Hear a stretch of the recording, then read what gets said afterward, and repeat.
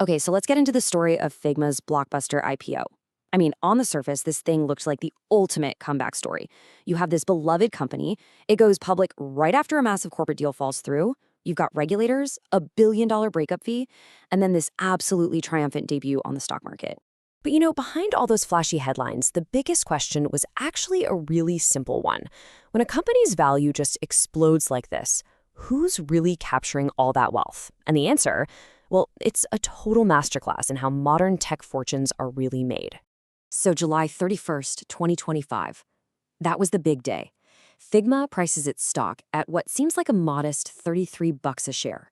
But then, the moment the market opens, it just rockets to $85. And by the time the closing bell rings, it's sitting at over $115. Just a massive, historic first-day pop. And on the surface, you couldn't write a better script. It felt like the perfect narrative, right? The independent upstart, the one that designers everywhere absolutely love, not only survives but thrives after regulators step in and block a $20 billion buyout from a giant like Adobe. It was the classic story of the little guy winning. But if you just scratch that surface a little bit, you find a story that is way, way more interesting. Because this isn't just about one company's success. This is like a perfect diagram of how value and money and power actually move in the world of modern tech. So to really solve this mystery, we have to go back, way back.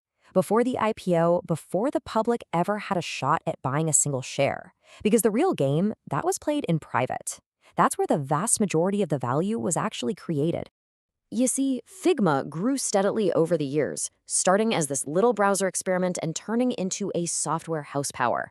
And with every single private funding round, its valuation just skyrocketed.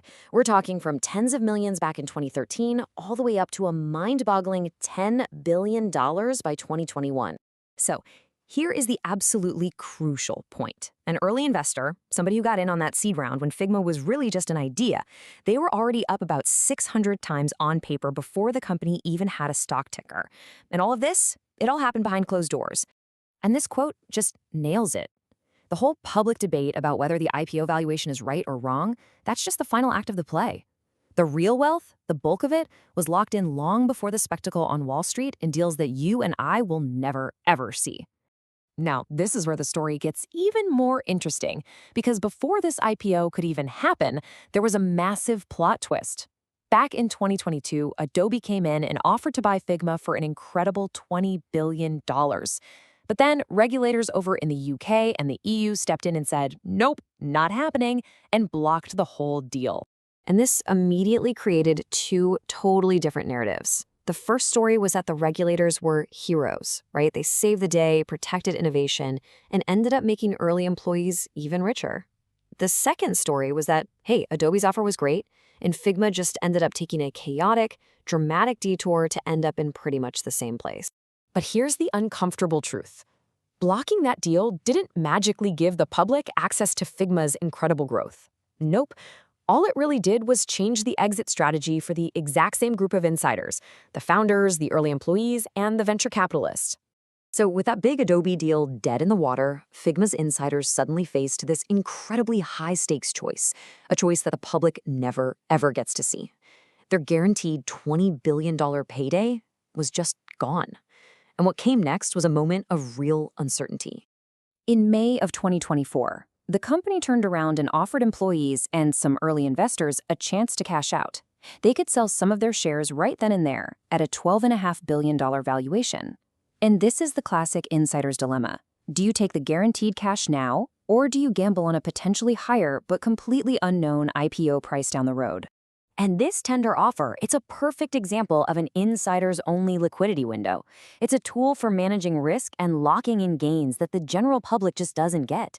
It's not just about money. It's about having the power to choose when and how you sell.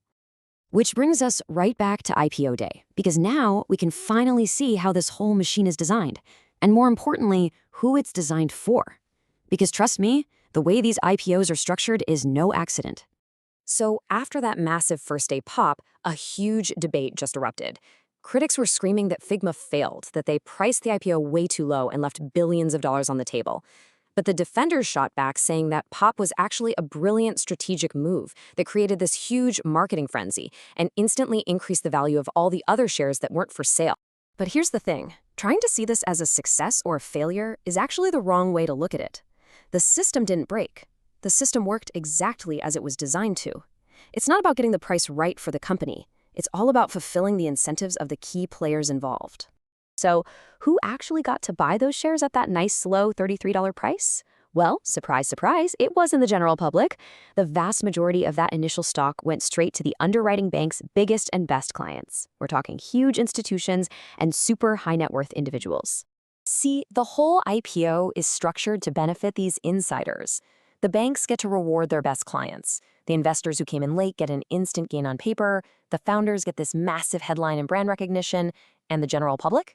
Well, we're the ones who are positioned to provide the exit liquidity. In other words, the cash that lets all the early guys sell by buying in at the highest prices. So when you really map it all out, you can see these 4 distinct zones where value gets made and then transferred.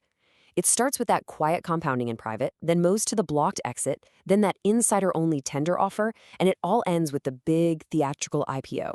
And guess what? The public is only invited to the very last stage of that game. And here is the key takeaway from this whole thing.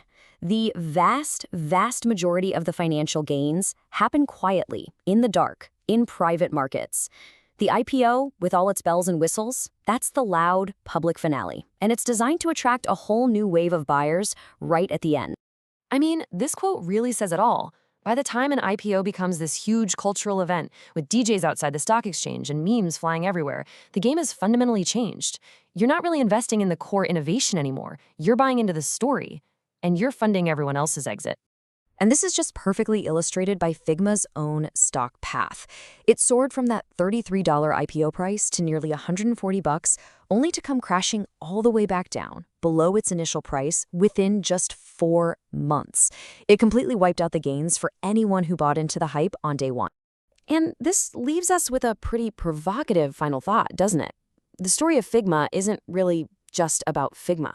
It's about the very structure of our financial markets. And it forces us to ask a really tough question. Who truly gets the opportunity to build wealth from world-changing innovation?